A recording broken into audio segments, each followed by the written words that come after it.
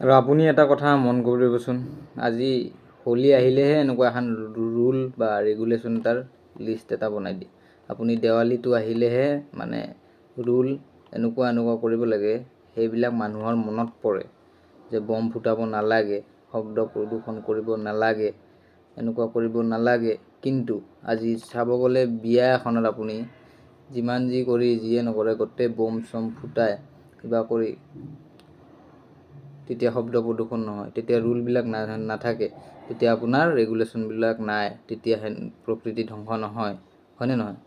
তে দেৱালীটো আহিলে কিবা এটা যিয়ে নহওক ফেষ্টিভেল এটা আহিলে কিবা এটা আহিলে মানে তেতিয়াহে ৰুলবিলাক মানুহে পালন কৰে। কেলে আগৰ পৰাইতো কৰিব পাৰে, আগৰ পৰাতো ধ্যান দিব পাৰে।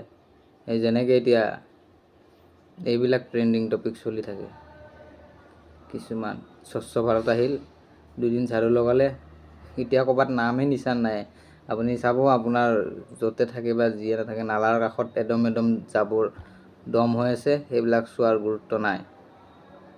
কিন্তু স্বচ্ছ ভাৰত মেইন মটিভটো হ'ল আপুনি ভিডিঅ' এটা কৰিব লাগে, যিকোনো কাম নকৰে কিয় ফটো এটা আপলোড দি ছ'চিয়েল মিডিয়াত জনাব লাগে যে আপুনি সেইটো কাম কৰিছে। কিন্তু ফটোটোৰ আঁৰত কি লুকাই আছে বা ফটোটোৰ পিছৰ অৱস্থা কি সেইটো নাচাই, কিন্তু ফটোটো উঠা টাইমখিনিত আপুনি খালি হাতৰ পৰা জাবৰখিনি আনিছে যে চাফা কৰিছে, বা মই কাৰোবাক দান কৰিছোঁ, যেনেকৈ লকডাউনত কাৰোবাক কণীখিনি সহায় কৰিছে, সেইটোহে মেইন মটিভ, মানে মেইন ৰিজন কিছুমান ভিডিঅ' আৰু কিছুমান ফটোৰ কাৰণে।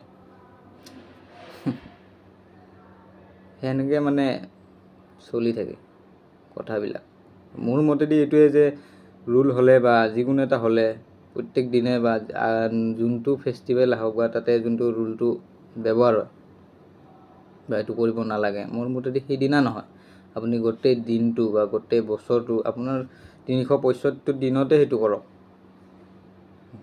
তেতিয়াহে মানে ভাল হ'ব, নে কি কয়?